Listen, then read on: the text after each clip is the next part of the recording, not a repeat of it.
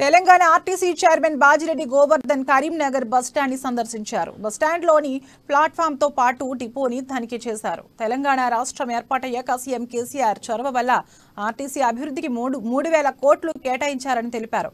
గతంతో పోలిస్తే ఆర్టీసీలో నష్టాల భారం తగ్గిందని, గతంలో 10 కోట్ల నష్టం ఉంటే ప్రస్తుతం 4 కోట్లు మాత్రమే ఉందని బాజిరెడ్డి గోవర్ధన్ రెడ్డి అన్నారు.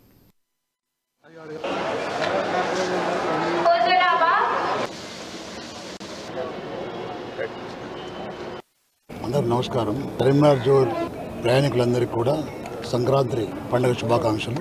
ఫస్ట్ టైం రావడం జరిగింది ఇక్కడ నేను చైర్మన్ అయిన తర్వాత. ఈ జోన్లో దాదాపు 38 డిపోలు ఉన్నాయి. దాదాపుగా 3,000 బస్సులు ఈ ప్రాంతంలో తిరుగుతూ ఉన్నాయి. గతంలో మేము పదవి స్వీకారం చేయక ముందు ఆర్టీసీ చాలా నష్టాల్లో ఉండే. దాదాపుగా రోజుకు 10 కోట్లు నష్టాలు నడిచినటువంటి ఆర్టీసీ సంస్థ గౌరవ ముఖ్యమంత్రి గారి యొక్క చొరవ వల్ల వారు ఫస్ట్ ఇయర్ 1,500 కోట్లు బడ్జెట్ కేటాయించడం కాకుండా మరో 1,500 కోట్లు గవర్నమెంటే మరి వారు గ్యారంటీ ఇచ్చి 1,500 కోట్లు ఖర్చు పెట్టుకోమని చెప్పడం జరిగింది. అందువల్ల 3,000 కోట్లు ఖర్చు పెట్టడం జరిగింది. ఈ సంవత్సరం కూడా 1,500 కోట్లు వారు ఇవ్వడం జరిగింది.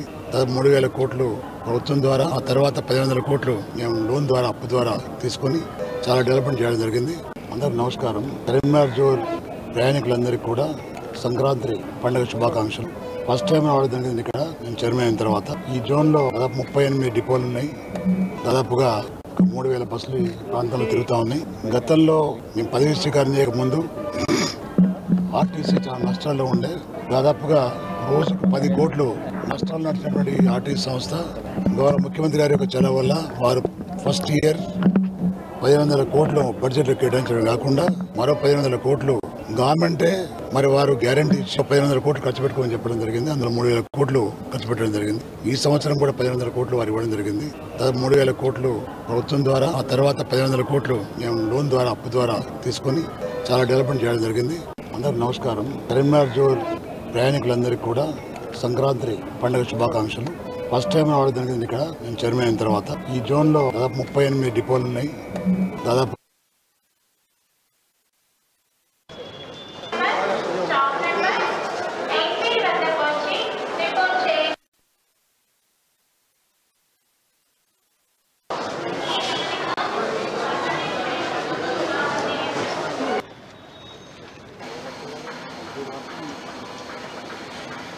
అద్దాలు లేని బస్సులో పరిస్థితి అది అడుగు.